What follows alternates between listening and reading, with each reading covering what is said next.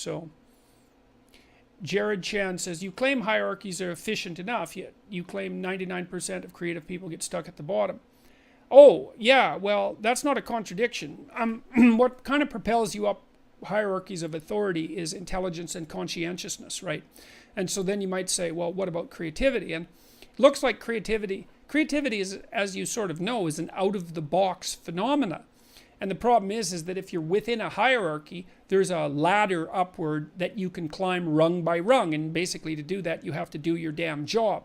Now you might say, yeah, well, isn't creativity, necessary? And the answer to that is absolutely, but it's not that useful when you're at the bottom, because who the hell wants to hear your damn creative ideas when you're just starting out?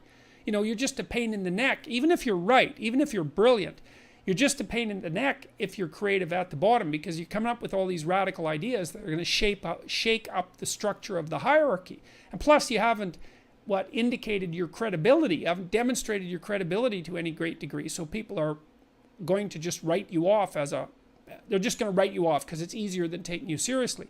Now, the funny thing is that as you climb up the hierarchy, creativity becomes increasingly necessary until when you're at the very top, it's absolutely vital. And many, many companies suffer from the fact that they, promote conscientious people continually up the ladder, and then they end up at the top with no creative people. But it's hard for the creative people to climb to the top because creativity isn't one of those things that ratchets you up a hierarchy of competence. So they're efficient on the conscientious end and efficient on the intelligent end, but creativity is a whole different thing. I mean, partly because how the hell do you evaluate a creative person? You can't, by definition, because to have a structure of evaluation means that something has to be done in a tried and true and measurable manner, and that isn't what a creative person does. Like they make a left turn, a 90-degree turn, and they say, well, I'm going to do it completely differently. It's like, well, how is someone going to evaluate you if you do that?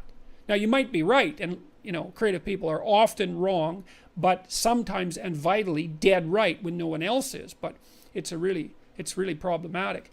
I mean, if you're a creative person, your best bet, I would say, is to discipline yourself and ground yourself in something relatively practical that will enable you to eke out some sort of living, and then to practice your creative endeavor on the side. You can head headlong into it and try to make money and be creative at the same time. But I'll tell you, man, my experience has taught me, and this is a lot of experience and a lot of watching, and it's not something I'm happy to say, is that it's very, very, very, very difficult for creative people to monetize their creativity. And most of the time it's an exercise in futility. So what you have to do is stabilize yourself in some sort of productive and traditional domain, and then use your extra time to work creatively and see if you can branch out that way. You can always try to start a small business too, or even a big business, but again, that's a high risk, high return proposition. And there's a technology that goes along with that too. You can't do that like a fool. You have to know what you're doing in order to do that. So